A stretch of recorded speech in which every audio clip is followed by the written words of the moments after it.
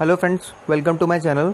दोस्तों, आज की वीडियो में आपको बताऊंगा कि एचडीएफसी बैंक ने अपनी वेबसाइट पर आरबीआई की गाइडलाइंस जो दी हुई है आरबीआई ने एचडीएफसी बैंक के लिए, वो क्या क्या दी हुई हैं। तो चलिए दोस्तों, हम लोग एचडीएफसी ऑफिशियल साइट पर चलते हैं और वहाँ से आपको सारी चीज़ जानकारी देते हैं।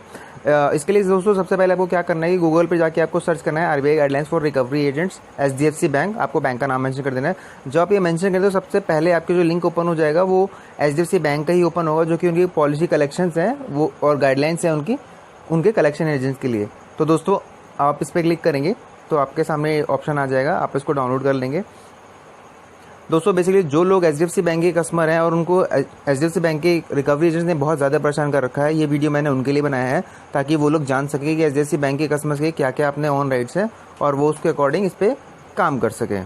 तो चलिए दोस्तों, स्टार्ट करते हैं। देखिए दोस्तों, जो आप उसको डाउनलोड कर लेंगे तो आपके सामने कुछ इस तरह का विंडो ओपन हो जाएगा। देखिए यहाँ पर साफ साफ लिखा हुआ है, ये एचडीएफसी बैंक का है। Policy on collection of dues and repossession of security. Introduction आप पूरी प्रॉपर डिटेल आप पढ़ लीजिएगा। हम लोग मेन मुद्दे पर बात करेंगे, जो जो इनकी कंडीशंस हैं। इंट्रोडक्शन के बाद आप सेकंड पॉइंट पर आएंगे। ये देखिए दोस्तों, general guidelines. All the member of the staff of any person authorise of represent our bank in collection or any security repossession would follow the guidelines set out below. मतलब कि bank ने जितने भी पर्सन को अपने authorise किया हुआ है कलेक्शंस के लिए और रिकवरी के लिए, उनको ये सारी गाइडलाइंस फॉलो करनी है। मतलब एचडीएफसी बैंक ने साफ साफ बोला हुआ है कि उनके कस्टमर्स के लिए जो लोग कलेक्शन का काम कर रहे हैं, रिकवरी एजेंट्स जो भी हैं एचडीएफसी बैंक के, उनको ये गाइडलाइंस सारे फॉलो करने हैं। तो दोस्तों, सबसे पहली कंडीशन है, दोस्तों आपको जिन मेन पॉइंट्स पे ध्यान देना है वो ये ध्यान देना। देखिए, जनरल गाइडेंस मेंशन है इनके कॉलम नंबर 2 पे। इसकी सारी कंडीशंस पे आपको सबसे पहले ध्यान देना है। सबसे पहला इनका पॉइंट्स दिया हुआ है, customer would be contacted ordinary at the place of his choice in the absence of any specified place at the place of his residence and if unavailable of at his her residence at the place of business occupation.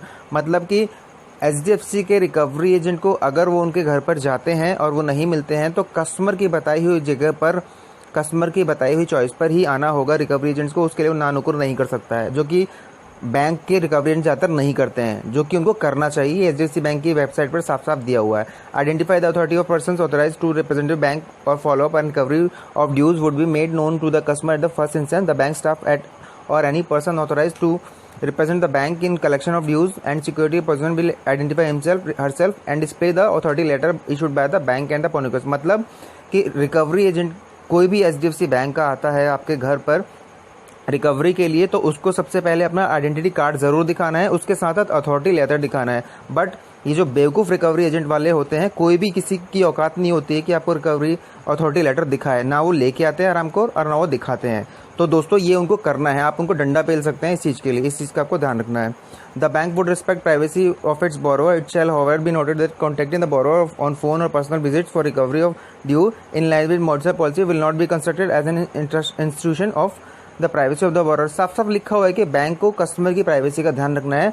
उनको recovery agent को खुलेआम किसी भी तरीके से borrower को परेशान नहीं करना, चाहे पर्सनल विजिट करें चाहे कॉल पर करें। लेकिन रिकवरी एजेंट एचडीएफसी का तो खासतौर पर ऐसा बिल्कुल नहीं फॉलो करते हैं। गली में जाके आपके ड्रामा करते हैं, आपके घर के बाहर जाके हल्ला काटते हैं। तो इन सब चीज़ की आपको वीडियो रिकॉर्डिंग कर देंगे और एचडीएफसी बैंक को दिखाना है इस चीज़ के लिए वो कितने अच्छे फॉलो रूल्स किए जा रहे हैं रिकवरी एजेंट के द्वारा। The bank is committed to ensure that the all written and verbal communication with the borrower will be in simple business language and the bank will adopt civil manner for interaction with borrower. इस साफ साफ इस चीज़ को नहीं follow किया था। मतलब कि इसमें लिखा हुआ है बैंक ने, बैंक कमिटेड है कि आपके रिकवरी एजेंट एचडीएफसी बैंक के जो आप एचडीएफसी कस्टमर्स को वर्बल और रिटर्न कम्युनिकेशन करेंगे वो एक सिंपल लैंग्वेज में होगा। बल्कि ऐसा होता नहीं है, रिकवरी एजेंट बहुत गंदे तरीके से बात करते हैं। ये जो एचडीएफसी बैंक के कस्टमर है बहुत अच्छे तरीके से जानते होंगे। कॉलम नंबर 5 जो बहुत ज़्यादा इंपॉर्टेंट है, normally the bank representative will collect the borrower between 7 hours to 19 hours unless the specific circumstances of his or business or occupation requires the bank to contact at a different time. However, customer would be contacted up to 21 hours if unable to establish contact during specified calling hours under specific circumstances where the customer is refusing to pay, is not contactable, is non-cooperative, disputing earlier commitments। मतलब कि normally recovery agent सुबह 7 बजे से लेकर शाम के 7 बजे तक कस्टमर के घर पर विजिट कर सकता है।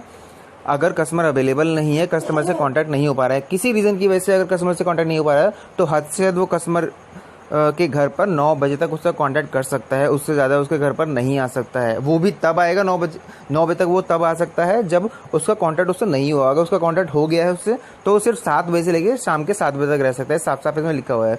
Borrower request to avoid call a particular time at a particular place would be honoured as far as possible. मतलब साफ साफ लिखा है कि अगर HDFC के कस्टमर ने साफ साफ बोला, रिक्वेस्ट किया हुआ है किसी रिकवरी एजेंट को कि इस टाइम पर उसको कॉल नहीं करना है, तो रिकवरी एजेंट को उस रूल का फॉलो करना है, उनको उस टाइम पर कॉल नहीं करना है। अगर वो कॉल करते हैं तो आप उनकी कंप्लेन कर सकते हैं बैंक से। The bank will document the efforts made by recovery of dues and gives the interaction with the borrower. ये तो बिल्कुल साफ साफ झूठ लिखा हुआ है यहाँ पर, क्योंकि बैंक HDFC बैंक के रिकवरी एजेंट से कुछ भी फॉलो नहीं करते। बैंक बोल रहा है कि बैंक की डॉक्यूमेंट्स उनको करना है। रिकवरी एजेंट को जो भी आपसे बात करते हैं, इंटरेक्शन करते हैं कर्जदार के साथ, मतलब HDFC कस्टमर के साथ, लेकिन रिकवरी एजेंसी वाले ऐसा कुछ भी फॉलो नहीं करते हैं। बिल्कुल इस रूल की माबैन कर रखी है HDFC के रिकवरी एजेंट वालों ने। All assistance will be given to resolve dispute or difference regarding dues in mutually acceptable in the ordinary manner. मतलब कि कुछ भी इसके बीच में कोई छेड़छाड़ होती है ऐसी चीज़ों का कि जो लोग नहीं करना चाहिए रिकवरी एजेंसी वालों को, वो कर रहे हैं, तो आपको बैंक को कंप्लेन करना है और म्यूचुअली वो लोग मिलकर इस चीज़ को सॉल्व कर सकते हैं। Inappropriate occasion such as bravery in the family in such other occasion will be avoided for making calls. मतलब कि आपके घर में कोई ऐसा ओकेजन हो गया जिसमें कि आप चाहते नहीं है कि वो आपको कॉल करें, तो आप इसके लिए उनको बता सकते हैं, इन्फॉर्म कर सकते हैं कि वो आपको कॉल ना करें। Giving notice to borrower while turning following reminder or visits by the bank representative to the borrower place or residence will be used as loan follow up measure. The bank will not initiate any legal or other recovery measure including repossession of the security without giving due notice in writing. मतलब कि bank बिना writing में notice दिए हुए आपके घर पे इस तरह का कोई भी रिपोजिशन वाला काम नहीं कर सकता है। इसका आपको खासतौर पे ध्यान देना है। ये पूरी कंडीशन आपको ध्यान से पढ़ लेनी है। रिपोजिशन ऑफ सिक्योरिटी, ये बेसिकली उनके लिए जिन्होंने अपनी कुछ सिक्योरिटी जमा कर रखी है, valuation and sale of the property. तो बेसिकली जो लोग HDFC क्रेडिट कार्ड के और पर्सनल लोन के जितने भी कस्टमर हैं, जो मेन रूल हैं वो सारे रूल मैंने आपको बता दिए हैं। जो इस पॉइंट्स में आपने सारे पढ़े कॉलम नंबर 2 में, ये सारे रूल HDFC क्रेडिट कार्ड और पर्सनल लोन के लिए बहुत इंपॉर्टेंट है। इसका आपको खासतौर पे ख्याल रखना है। इसके अलावा जो एक इंपॉर्टेंट चीज़ है वो मैं आपको बता देता हूँ, वो आप देख सकते हैं, वो यहाँ पर लिखा हुआ है। Engagement of recovery agent. The bank may utilize the service of recovery agency for the collection of dues and repossession of securities. Recovery agents will be appointed as per the regulatory guidelines issued in the regard. In this respect, only recovery agents from the impellent vendor will be encouraged by the bank. मतलब कि bank के द्वारा जो vendor engage किए गए हैं उसी के रिकवरी एजेंट उनके साथ काम कर सकते हैं। नंबर 2 आपका दिया हुआ है, in case bank engage service of such recovery agent seizure recovery case the identity of the agent will be disclose to the borrower. मतलब इसमें साफ साफ दिया हुआ है कि बैंक ने अगर किसी रिकवरी एजेंट को उस कस्टमर के अगेंस्ट हायर किया है तो कस्टमर को इन्फॉर्मेशन पहले दी जानी चाहिए बैंक की तरफ से कि उन्होंने किस रिकवरी एजेंसी बंदे को हायर किया हुआ है। Number 3, the recovery agent engage by the bank will be required to follow a code of conduct covering their dealings with customer. Recovery agents को जो बैंक ने हायर किया है, एक कोड ऑफ कंडक्ट फॉलो करना होता है उन बैंक को डील करने के लिए, उन बैंक के कस्टमर को डील करने के लिए, जो कि HDFC बैंक के कस्टमर तो बिल्कुल भी नहीं करते हैं। तो दोस्तों ये सारे रूल्स एंड रेगुलेशंस हैं। अगर HDFC बैंक के आप कस्टमर हैं और आपके साथ ऐसा कुछ भी फॉलो नहीं हो रहा है तो आप ऑडियो वीडियो हर तरह की रिकॉर्डिंग करके बैंक को मेल कीजिए, बैंक उस कलेक्शन एजेंसी की कंप्लेंट कीजिए, कलेक्शन एजेंट की कंप्लेंट कीजिए, और अगर तब भी आपकी शिकायत नहीं सुनी जाए तो आप मुझे मेल कीजिए, मैं आपको सोल्यूशन बताऊंगा। आज के लिए बस इतने दोस्तों, थैंक यू सो मच।